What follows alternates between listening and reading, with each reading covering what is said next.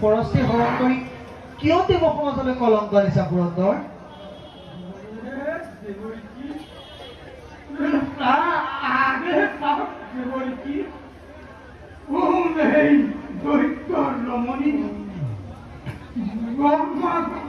তপস্যা কৰিবলৈ গৈ হিৰণ্যকশিপুৱে নিষ্প্ৰাণ দিলে বিসৰ্জন।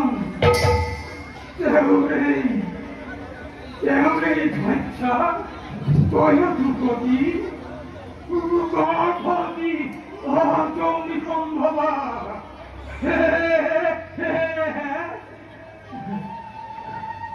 তেওঁৰ গৰ্ভগত সন্তানটি ধ্বংস কৰি দেৱতা মুক্তি কামনা কৰোঁতে ভৰি।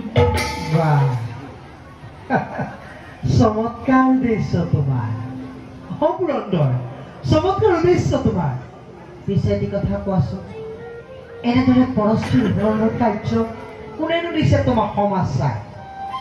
যাৰ যুগবল দেখি এই বিশ্বতাংক প্ৰলয়ৰ হৈছে সূচনা, আৰু যাৰ যুগবল দেখি স্বয়ং যোগেশ্বৰ নিজেই চিন্তিত, তেনেকৈ বীৰদত্ত হিৰণ্যকশিপুৰ ইমান সহজে দিন যাব পাৰেনে ধৰাৰ বক্ষ?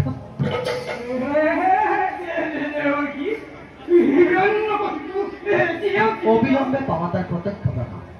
বৰ্তমান শাসনমানেৰে এৰি দিয়া তুমি গয়াধি, আৰু তাৰোপৰি তুমি যাক হৰণ কৰি আনিছা বলেৰে তেওঁৰ গৰ্ভ নিষ্পাপ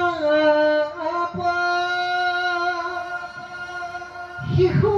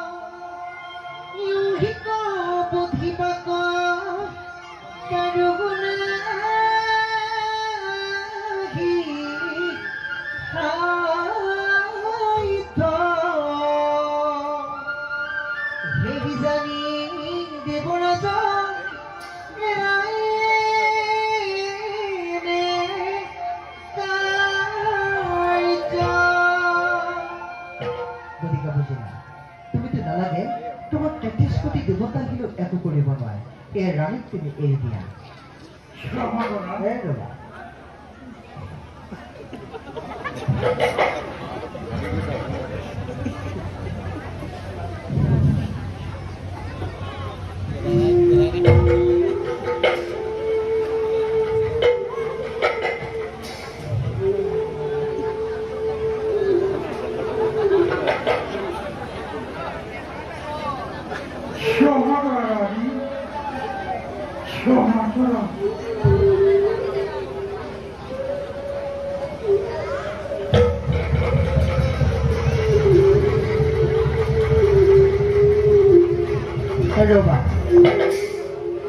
এইফালে ইমান সহজে কলৈ যোৱা?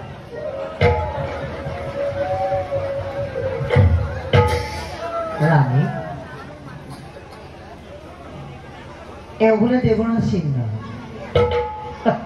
এই এই স্বৰ্গৰ একশক্তি সম্ৰাট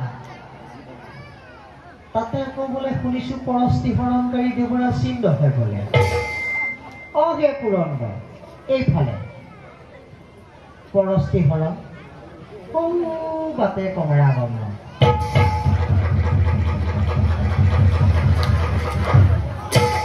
নাৰায়ণ নাৰায়ণ নাৰায়ণ ৰাণী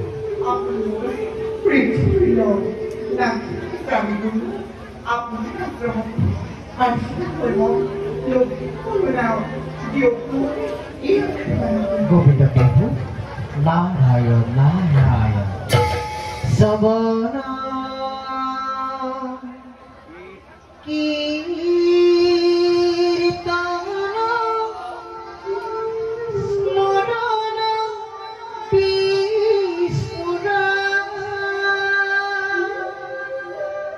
অৰ্চন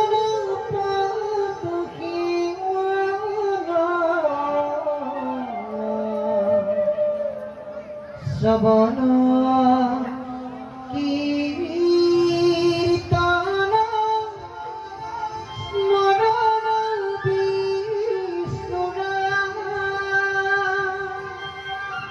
অৰ্চন পদহীন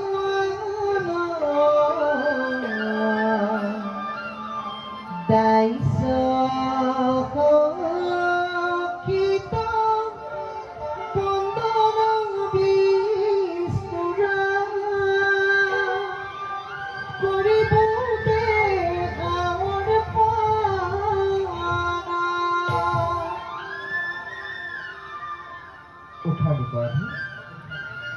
তাৰ বাবে তুমি কোনো চিন্তা নকৰিবা যি পৰ্যন্ত তোমাৰ স্বামী তপস্যাৰ পৰা ঘূৰি নাহে সেই পৰ্যন্ত তুমি মোৰ আশ্ৰমতেই থাকিবা আৰু ঠিক নিতৌ গধূলি এইদৰে হৰিৰ গুণৰ গীত মোৰ আশ্ৰমতেই শুনা এটা যাওঁ বলা